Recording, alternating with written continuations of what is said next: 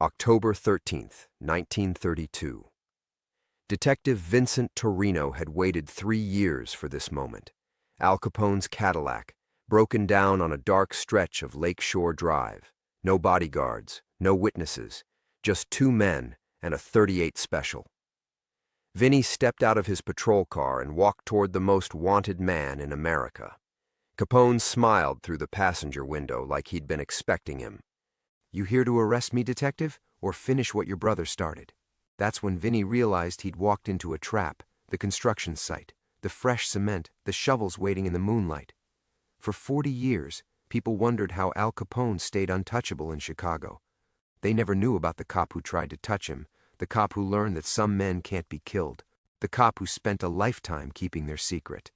Before we jump back in, tell us where you're tuning in from, and if this story touches you, make sure you're subscribed, because tomorrow I've saved something extra special for you.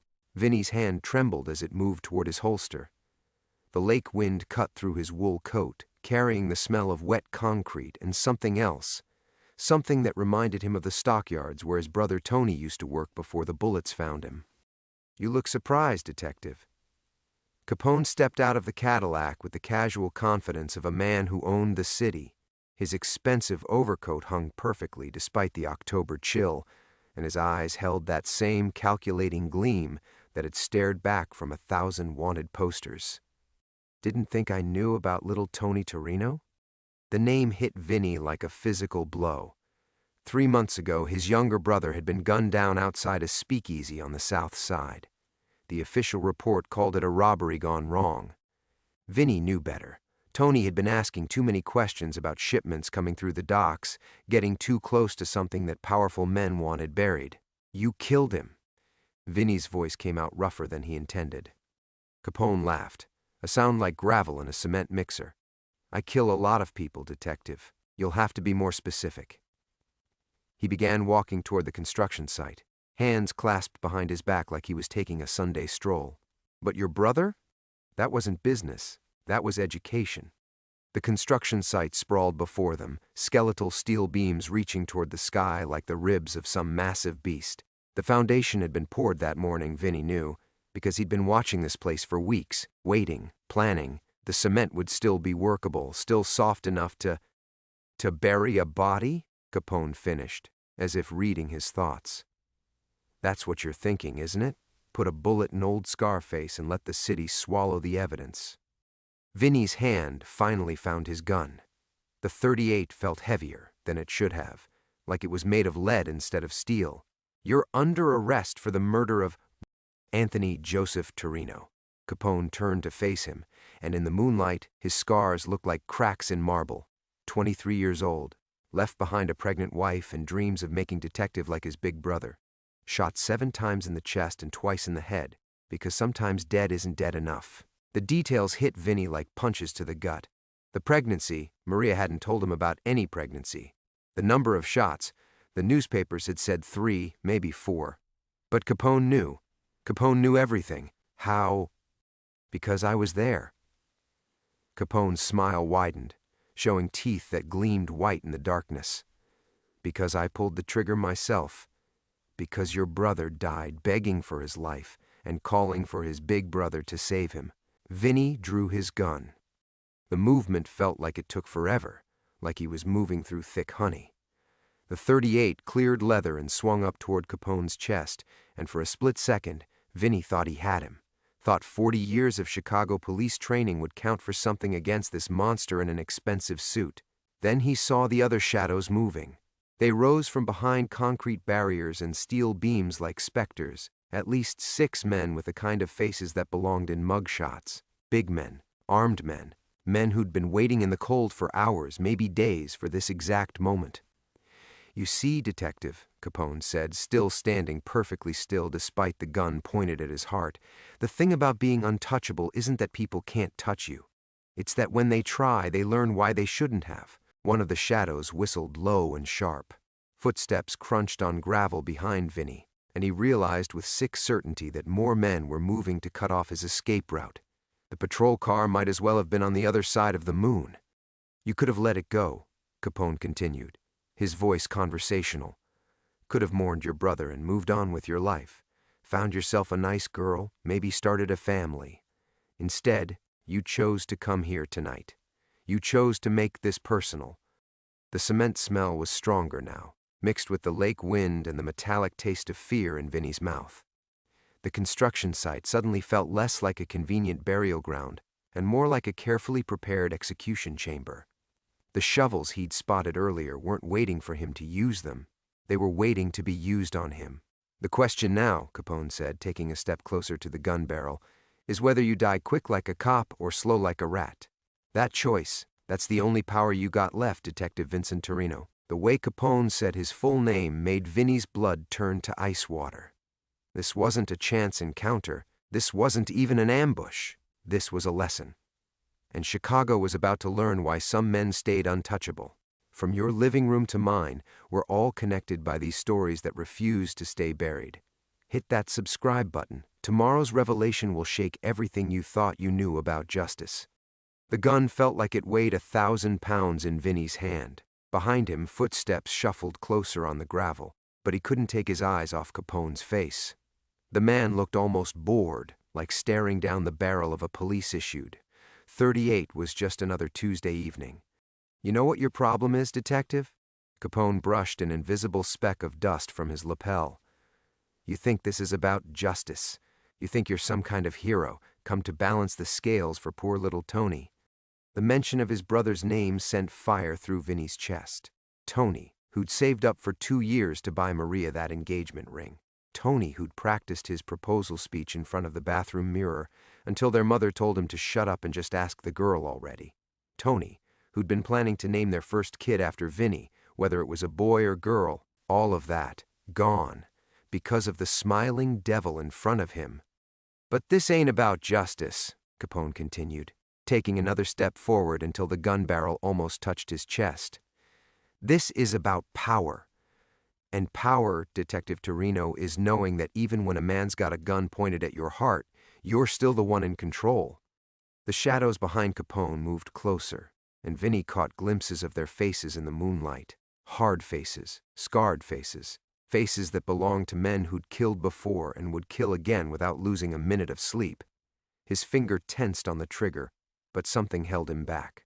Some deep instinct that whispered this was exactly what Capone wanted. Go ahead, Capone said softly. Pull it. Send me to hell where I belong. But ask yourself this first.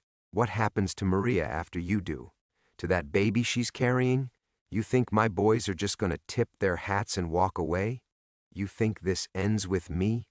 Maria, sweet Maria with her Sunday dresses and her rosary beads, who made the best cannoli this side of the old country, who kissed Tony goodbye every morning like it might be the last time, not knowing how prophetic that ritual would prove to be. She'd been staying with Vinny's mother since the funeral, barely eating, barely speaking, just sitting by the window with her hand on her belly, whispering prayers to a God who seemed to have stopped listening. That's right, Capone said, watching the recognition dawn in Vinny's eyes. You're starting to understand. This ain't just about tonight. This ain't just about you and me and your dead brother.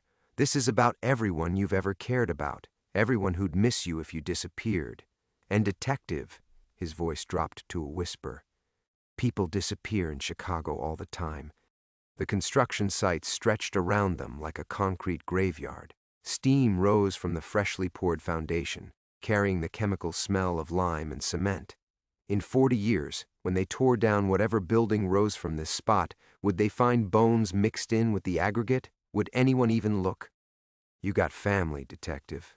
A mother on Ashland Avenue who lights candles for you every Sunday. A sister in Milwaukee with 3 kids who think their Uncle Vinny hung the moon.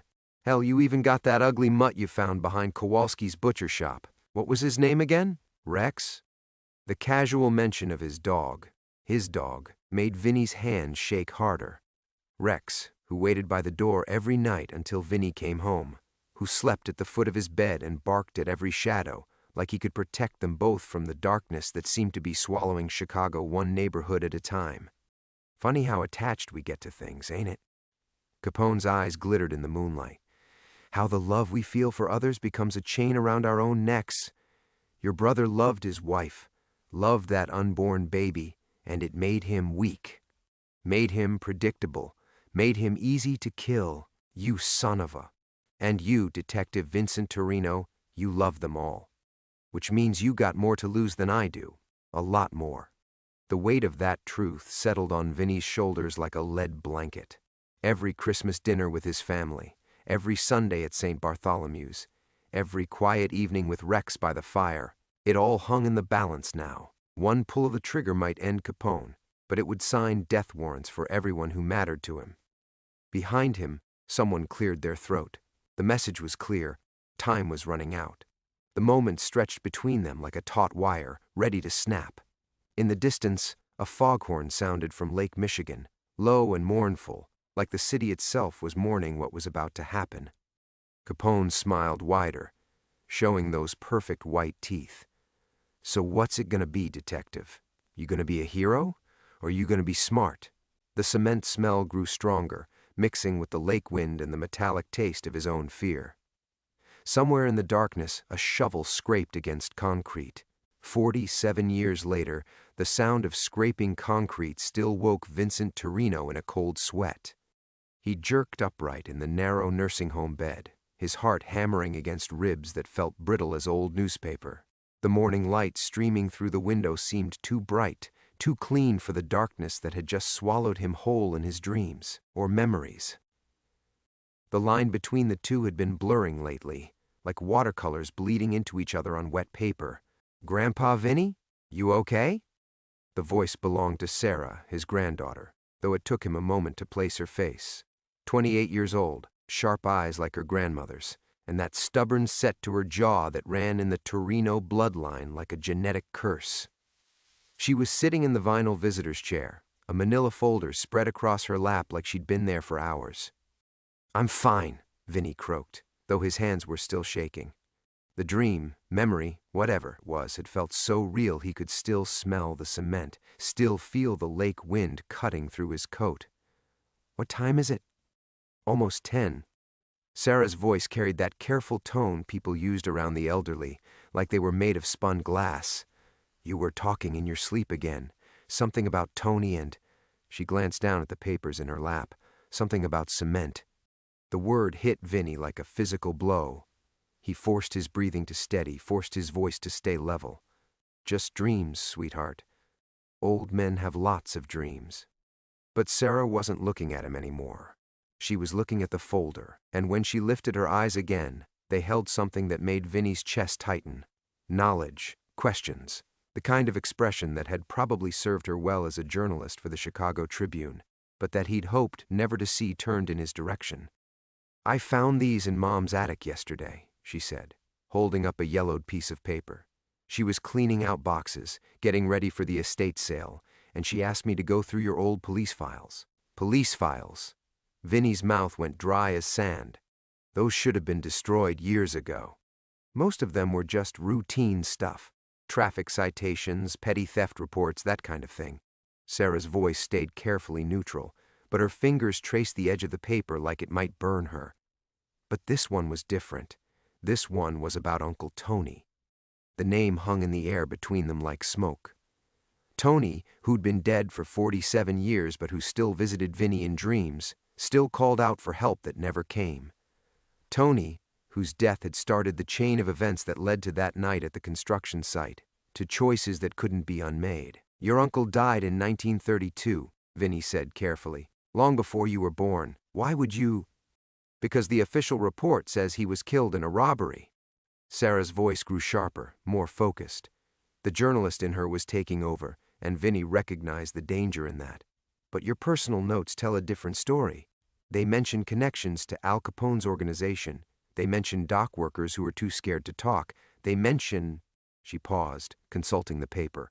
"They mention a planned meeting on October 15, 1932, at a construction site on Lakeshore Drive." The world tilted sideways. Vinny gripped the bed rail so hard his knuckles went white, but he couldn't stop the rush of memories flooding back.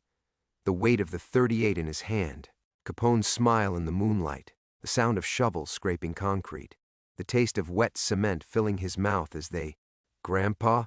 Sarah leaned forward, concern replacing the journalistic hunger in her voice. "You look like you've seen a ghost."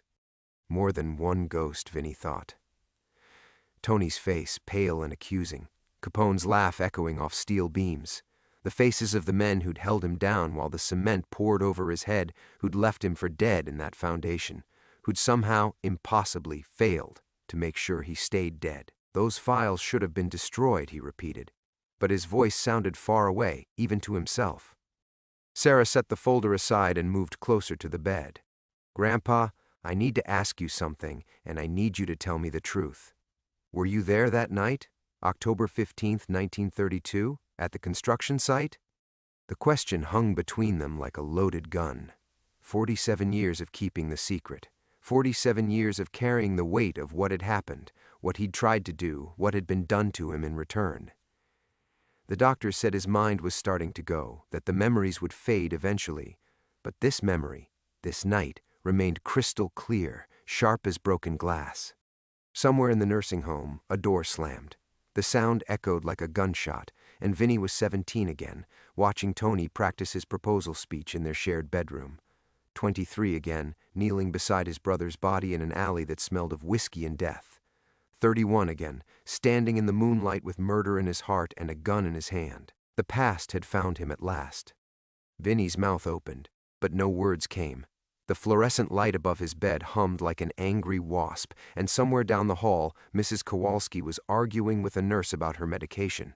Normal sounds, safe sounds, nothing like the echo of footsteps on gravel or the wet slap of cement against skin.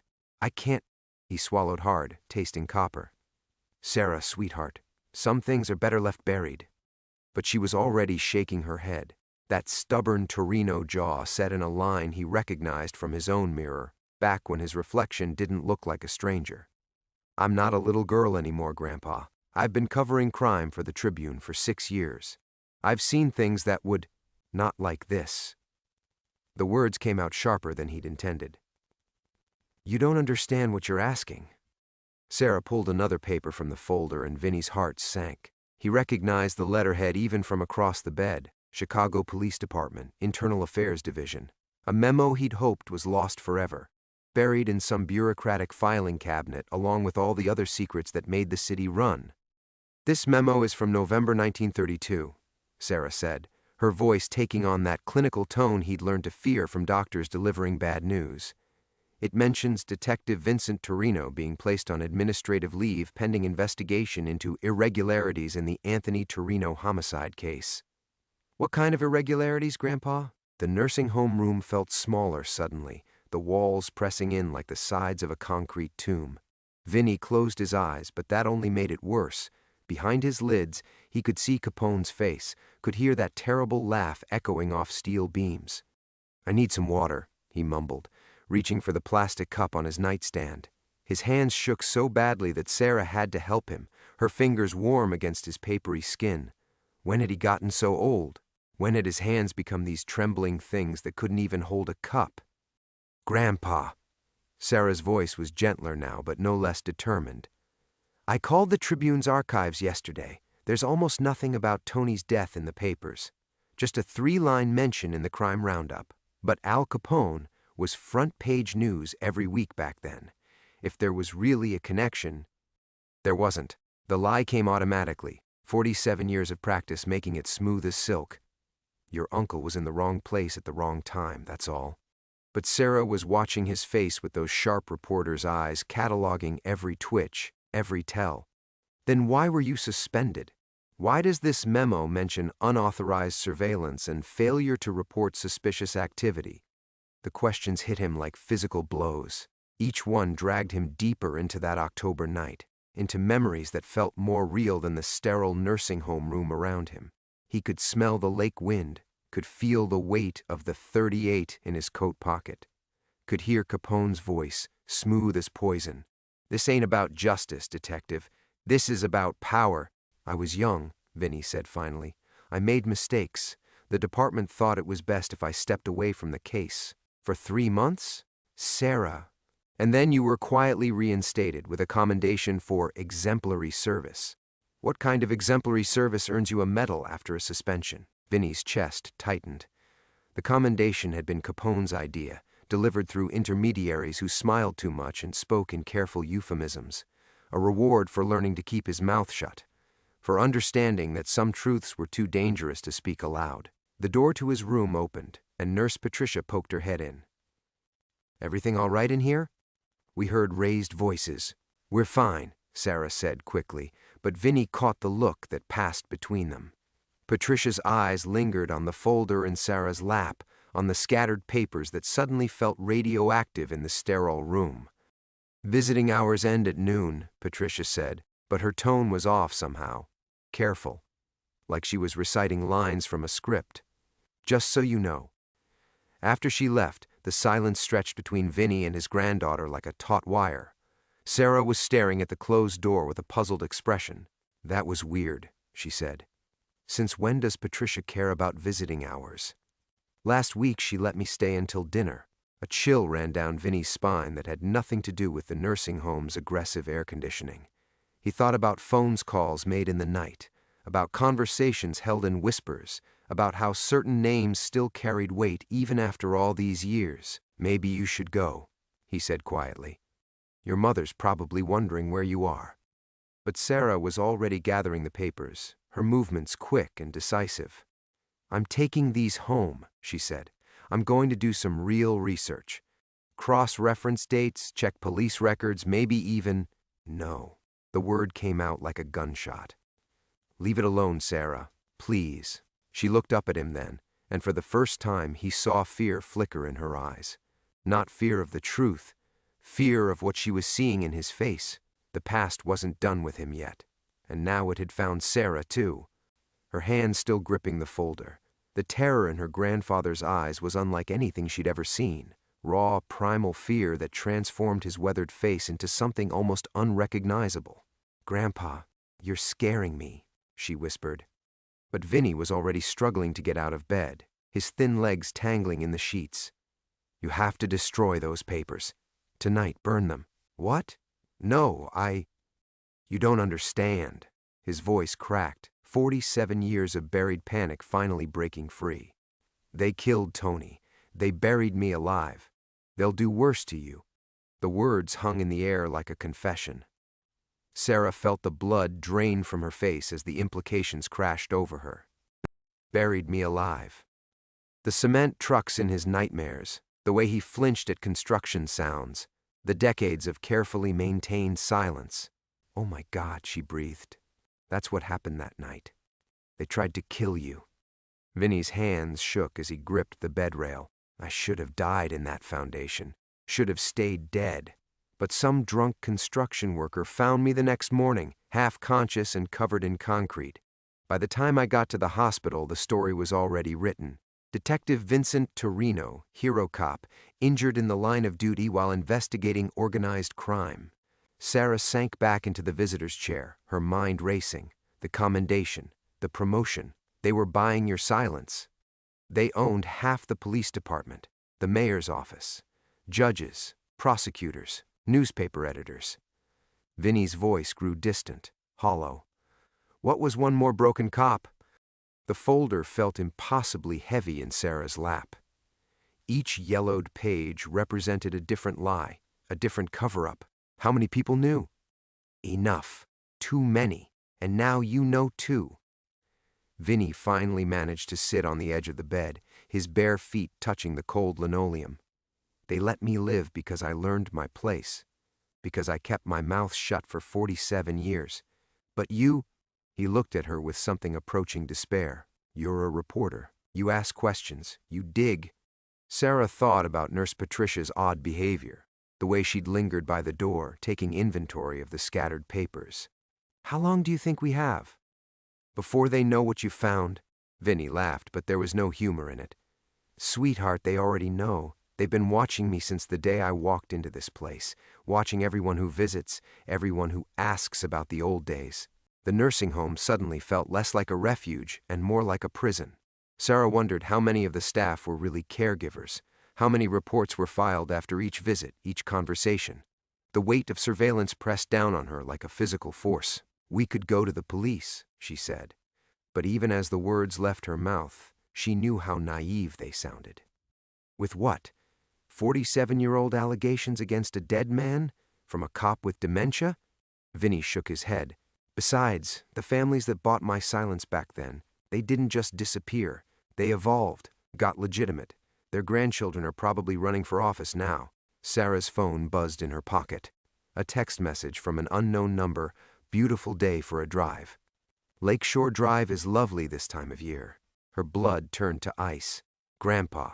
She held up the phone with trembling fingers. Vinny read the message and closed his eyes.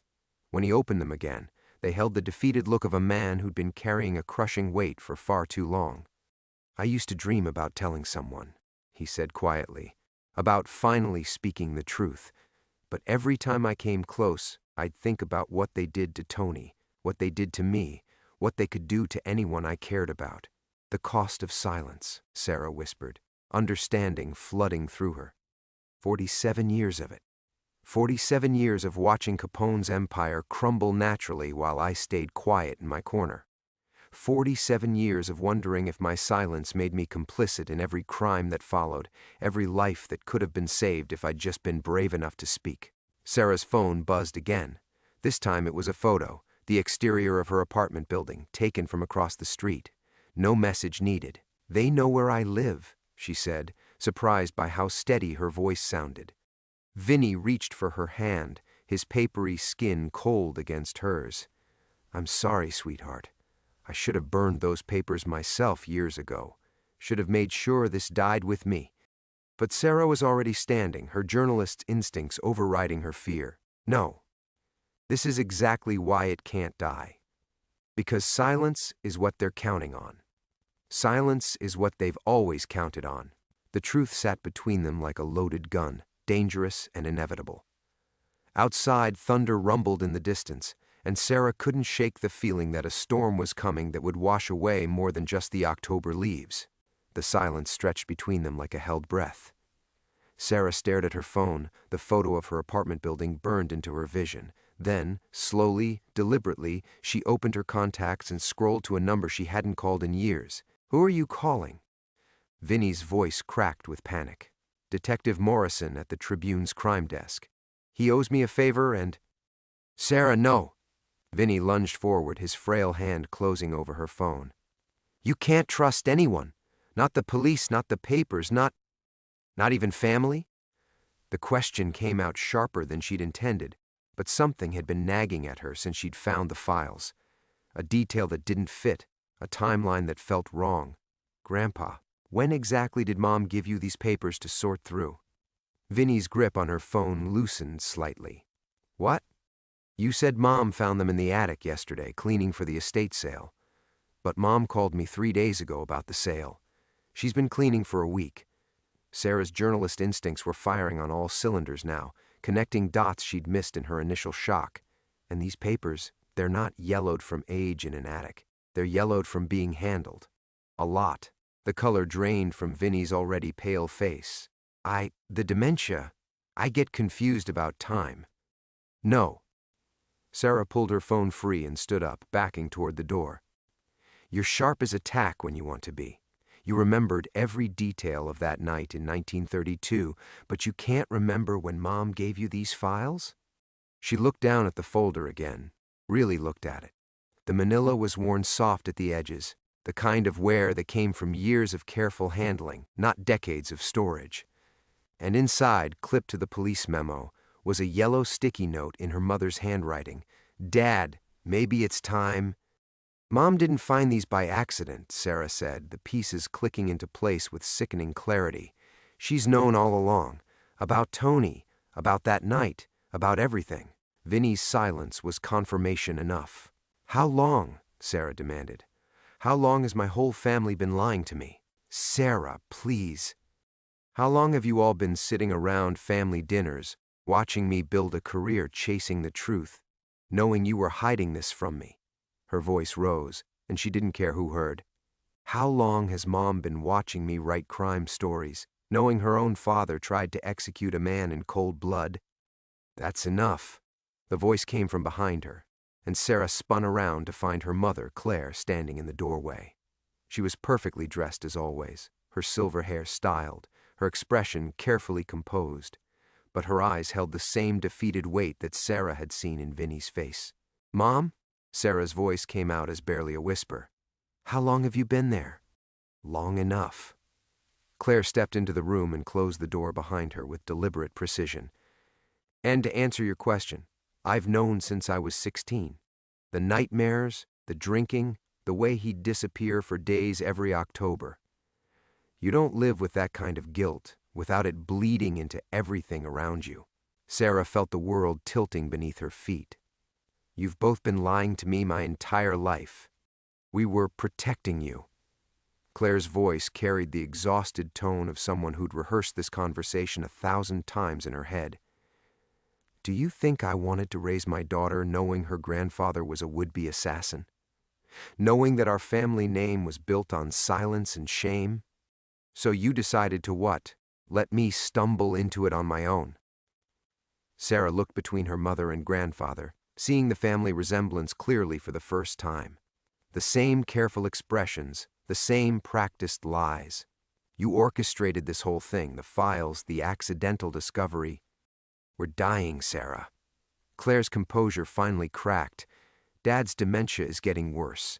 I have cancer, stage 3, diagnosed last month. We're the last ones who know the truth, and we couldn't let it die with us." The revelation hit Sarah like a physical blow. "Cancer?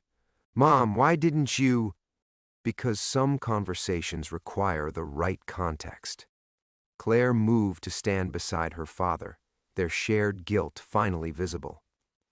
"We needed you to understand what really happened before we told you why it mattered now." Sarah's phone buzzed. Another text from the unknown number. "Family reunions are touching, but some secrets should stay buried." Claire glanced at the phone, and her face went ashen. "They know you're here." "They've always known," Vinny said quietly. "The question is what they plan to do about it." Sarah looked at her phone again, then at the photo of her apartment building, then at her family, her lying, guilty, terrified family.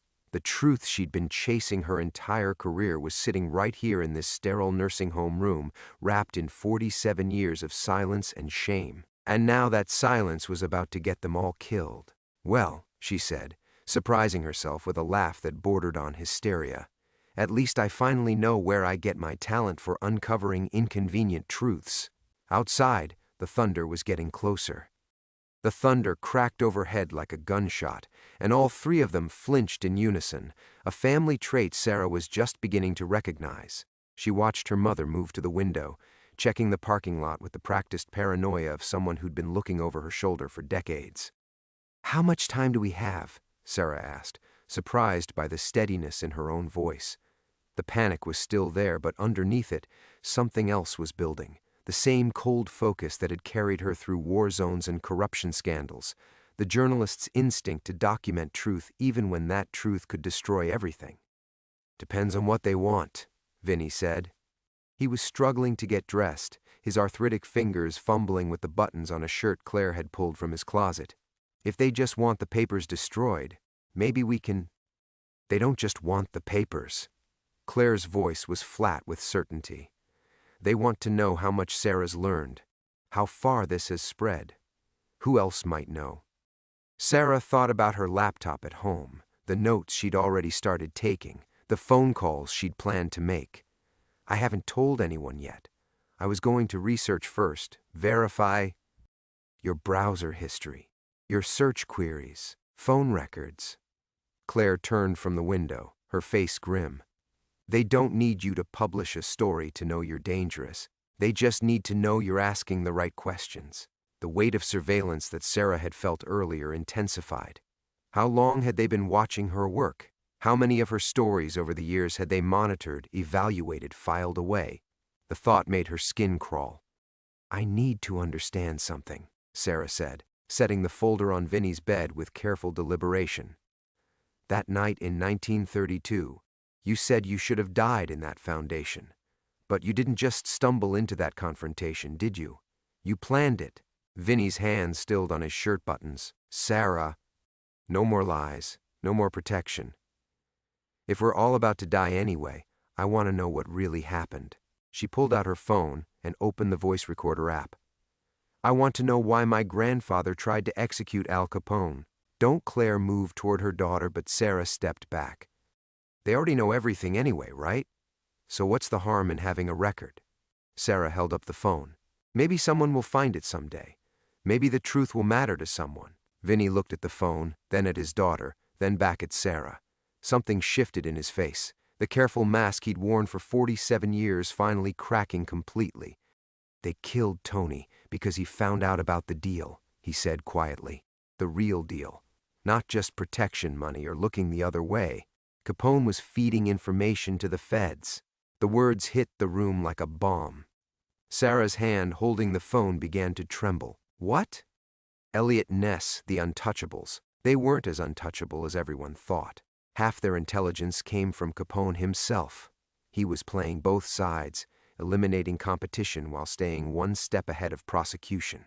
Vinny's voice grew stronger as the secret finally spilled out.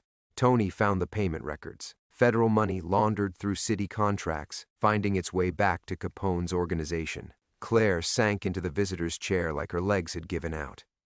Dad, you never told me that part. I never told anyone that part.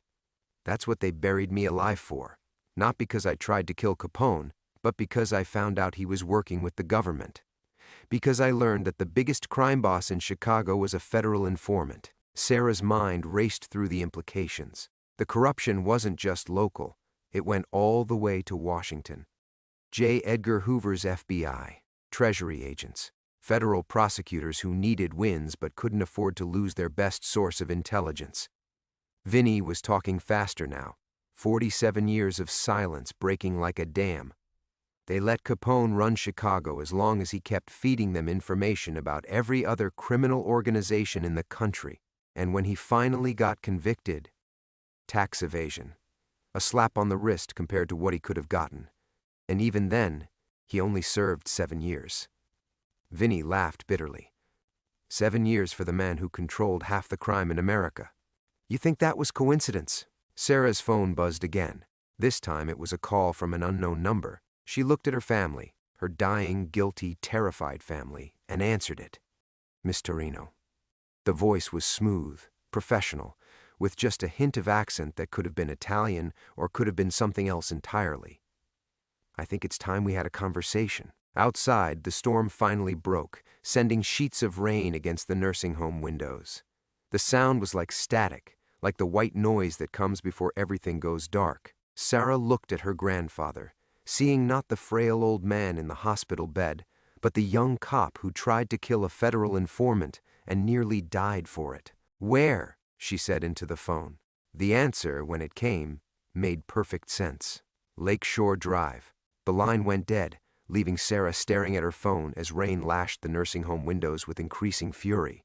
The silence in the room was deafening until Claire spoke, her voice barely above a whisper. You're not going? Sarah looked at her mother, really looked at her, and saw something she'd never noticed before. The same stubborn set to her jaw that Sarah caught in mirrors when she was chasing a story everyone wanted buried. The same refusal to back down that had made Sarah enemies in newsrooms and city halls across 3 states.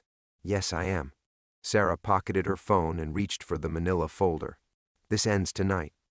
It ended 47 years ago, when they put your grandfather in the ground and let him crawl back out as a warning. Claire stood between Sarah and the door, her perfectly composed exterior finally cracking completely. It ends with silence. It always ends with silence. No. Sarah's voice carried a certainty that surprised even her. It ends with truth. That's the only thing they can't control, can't buy, can't bury deep enough to forget. Vinny struggled to his feet, his hospital gown hanging loose over the street clothes Claire had brought. Sarah, listen to me. These aren't the same people who made that deal in 1932. They're the children and grandchildren, the inheritors. They've got more to lose now. Legitimate businesses, political connections, reputations built on foundations of lies, which makes them more dangerous, not less. Sarah moved toward the door, but her grandfather's voice stopped her. Or more vulnerable. She turned back to find Vinny standing straighter than she'd seen him since she arrived, his eyes clear and sharp as broken glass. The dementia patient was gone. In his place stood the cop who'd once been brave enough to try to kill America's most powerful criminal. What do you mean? In 1932, they could disappear people, and no one asked questions. Bodies went into Lake Michigan with cement shoes, and the newspapers wrote it off as gang violence. Vinny reached for his coat with steady hands. But this is 2023. You're a known journalist with a byline and a reputation. I'm a decorated police veteran with family who'll ask questions. Your mother's disappearance would raise flags at the hospital, the insurance company, her work. Claire stared at her father. You want to go with her? I want to finish what I started. Vinny's voice carried 47 years of suppressed rage. I want to look these bastards in the eye and tell them exactly what I think of their family legacy. Sarah felt something click into place, a dangerous clarity that came with accepting the worst possible outcome. They're counting on our fear, our silence, the same thing that's worked for nearly half a century. Sarah, Claire started. Mom, you're dying anyway. The words came out harsher than Sarah intended, but she pressed on. You said so yourself. Stage 3 cancer. How long do you have? 6 months, maybe less. Claire's voice was barely audible. And Grandpa's dementia is getting worse every day. I'm the only one young enough to run, to hide, to live in fear for the next 40 years. Sarah looked between them, seeing her family clearly for the first time. Or I can end this tonight. Thunder rolled overhead, and somewhere in the distance, Sarah could hear sirens. The storm was getting worse, and Lakeshore Drive would be a nightmare of rain and wind and poor visibility. Perfect conditions for an accident that no one would question. There's something else, Vinny said quietly. Something I never told anyone, not even Claire. Both women turned to stare at him. That night they buried me. I wasn't unconscious the whole time. I heard them talking while they were mixing the cement. His hands were shaking again, but his voice remained steady.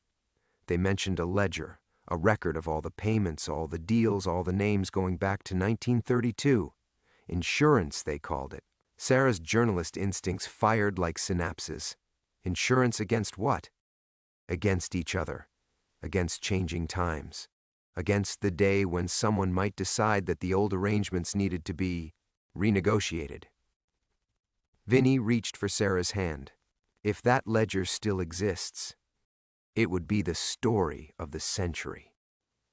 Sarah finished the thought, her mind already racing ahead to headlines, exposés, the kind of investigative series that toppled governments and rewrote history books. Claire looked at both of them, her dying father and her idealistic daughter, and Sarah watched her mother make a choice that had been 47 years in the making. Lakeshore Drive, Claire said, reaching for her purse. But we go together, all of us. Mom. I said we go together. Claire's voice carried the authority of someone who'd spent decades making the hard choices, bearing the weight of terrible knowledge. If this family is going down, we go down telling the truth. Outside, the storm raged on, and Sarah realized that sometimes the only way out of the dark is to walk directly into it. The construction site on Lakeshore Drive looked different in the storm than it had in Sarah's imagination.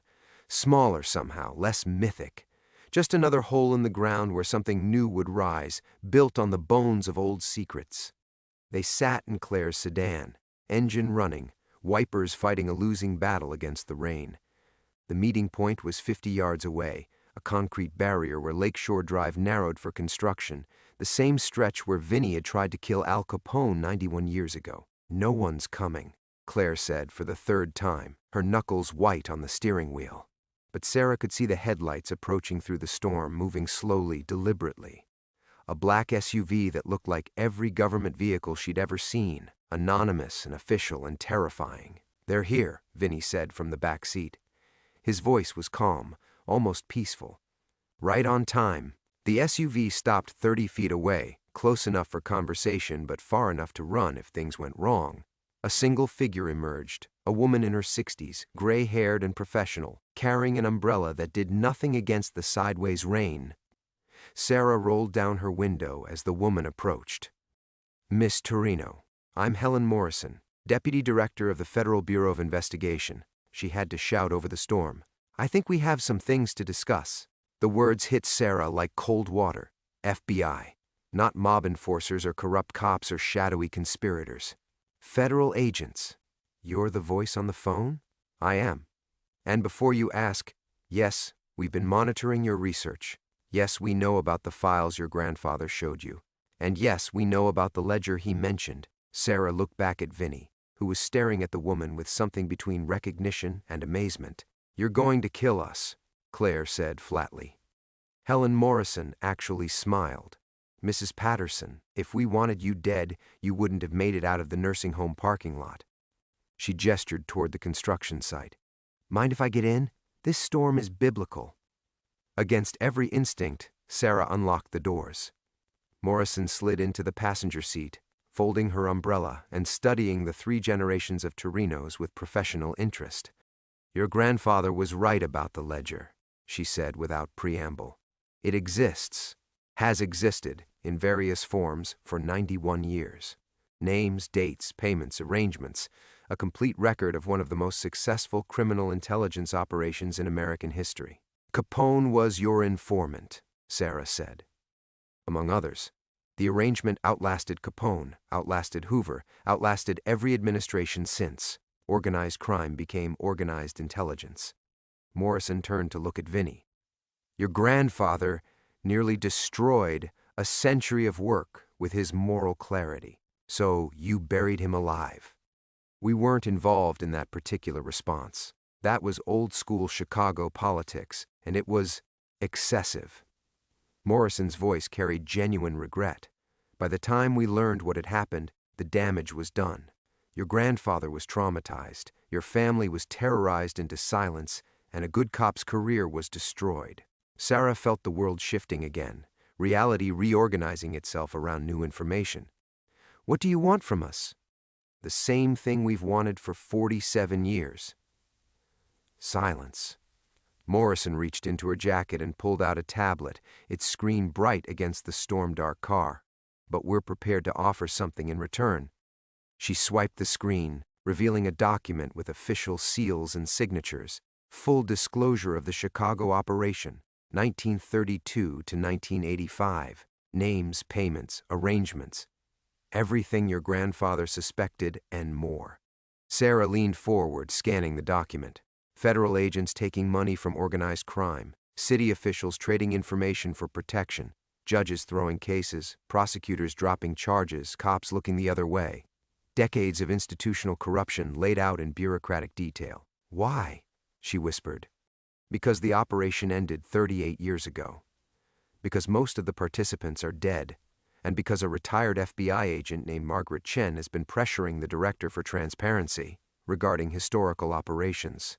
Morrison smiled tightly. Agent Chen happens to be my wife, and she's very persuasive. Claire spoke up from the driver's seat. What's the catch? No catch. You get your story. The biggest corruption expose in Chicago history. The Bureau gets credit for ultimately shutting down the operation and cooperating with legitimate journalism. Morrison looked at Vinny. And your grandfather gets something he's needed for 47 years. What's that? Official acknowledgement that he was right. That his partner Tony died trying to expose real corruption. That his attempt to kill Capone, however misguided, came from a place of genuine moral outrage. Morrison's voice softened. Agent Detective Vincent Torino acted in good faith, based on evidence of systemic corruption that the federal government should have addressed through proper channels. Sarah watched her grandfather's face transform. 47 years of guilt and shame cracking like old cement, revealing something she'd never seen before, peace. The storm was beginning to pass, rain gentling to a steady patter against the car roof. In the distance, the lights of Chicago sparkled through clearing air. Beautiful and dangerous and eternal. Deal, Sarah said, and finally understood what redemption looked like.